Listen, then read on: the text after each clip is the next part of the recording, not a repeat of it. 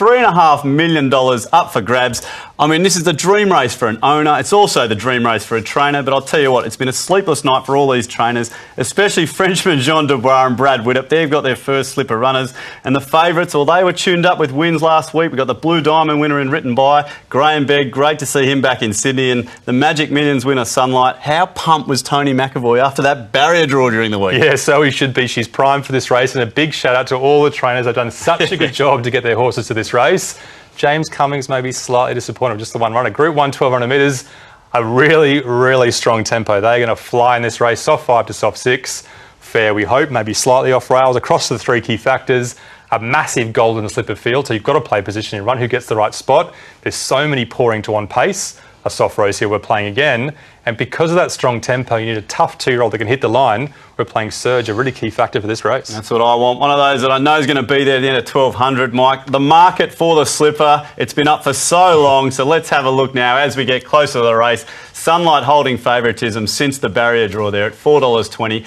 Written By, of that last start win in Sydney, $5. Seabrook up from Melbourne, having that win in Sydney. Santos for Gay, looking to make it win number 7 for Gay. Performer there, throwing Huey last start, so it'll be interesting to see Huey when he gets back on. A few others in the market there to mention: Sandbar, Estajab way out to 13s, and Al Merton there for the now Coolmore. But look, Sunlight, Written By, they've dominated this market from the barrier draw, Mike. Let's have a look at some replays. Yeah, they both won last week. We'll look at a different replay for Sunlight, but we will look at Written By 7 days ago.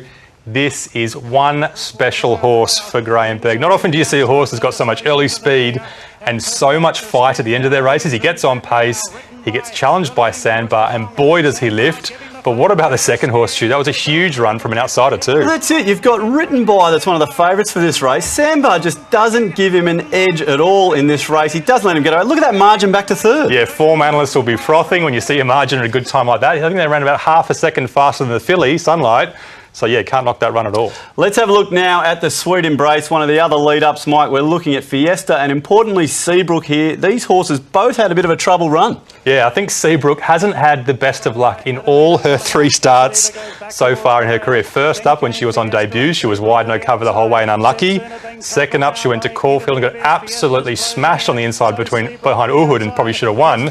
This day, she was 4 wide, no cover, but it didn't matter, she did it. That's Huey Bowman again, lifting her to the line. Fiesta, no match when it mattered. No, I thought it looked pretty professional too. The first time racing this way in Sydney. And Mick Price, just love his interviews this week. He's got a very big air of confidence about this horse come Saturday. Yeah, she's a special horse for sure as well. Look, we've got a third replay to show, Mike. It was such a great showdown, and it was billed like that the other week. It was Sunlight v Estajab. Here it is. They end up running 1-2 in the race here, Mike, but Estajab's now blown out to $13, so the punters here have really got to have a good think, don't they? Yeah, there's a lot of chat on Twitter about these two horses and why they're so different in the market. I guess Estajab's got a really bad barrier, which is one concern. But if we're looking back to form lines, when we see the winner on Saturday, we might come back to this race, talk about margins, talk about performances. These two fillies were flying this day.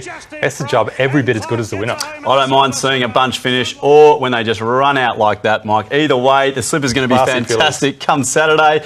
You've done so much form for this weekend, Mike. Let's get stuck into it. Who's lighting up the form? Because it's all there. Yeah, this was harder than the Guineas. I think the 2-year-olds, but Written By unbeaten so far. The class colt in the race. Light him up. He gets a gold bar for form. There he is, Written By. As we hit the key factors, Mike, position in run. Well, let's face it, so important in a golden slipper. Yeah, really important. A lot of these favourites haven't been inside horses and been taught to settle yet. A lot of them on pace, out wide, running on pretty well. Sandbar, we saw last start, he can do it. He gets the perfect run.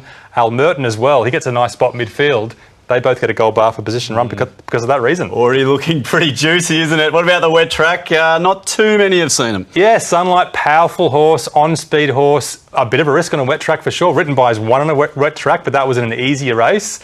Those next few favourites should love it. We just saw Seabrook. It was a Ramick, like we said before, but she still won that day. So, look, we've got 4 hitting the line here, Mike. As we do hit the line with Surge, that's what they're going to be doing come Saturday. Who is on top here? Yeah, just another risk for Sunlight, isn't it? On a massively strong tempo. She hasn't taken a sit inside horses before. We love the horse, but a bit of a risk. Written By so tough late, so Seabrook and Performer.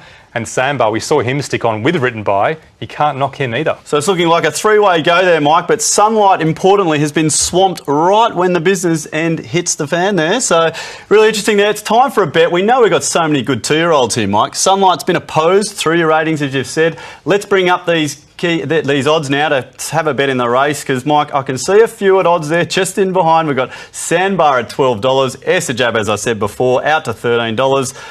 How are we going to play this, Mike? We've got we've got one of the favourites on top. There's a lot of each way value there. Yeah, absolutely zero definite confidence in this race. I think you have a lot of people with massive opinions choosing one horse in the race. Absolutely no one knows who's going to win this race. Obviously, Written By is going to give it a huge shake, but on the soft track from the right position, run storming home late. There's two horses that start with S, and they're not Sunlight. Seabrook for us, she's the one each way on top. And Sandbar, he's so tough as well. He'll be right there with Written By again, we think. All right, taking on the favourite there in the Golden Slipper, but wow, that is going to be some race come Saturday. There's a look at the first two legs for the Slipper meeting Saturday.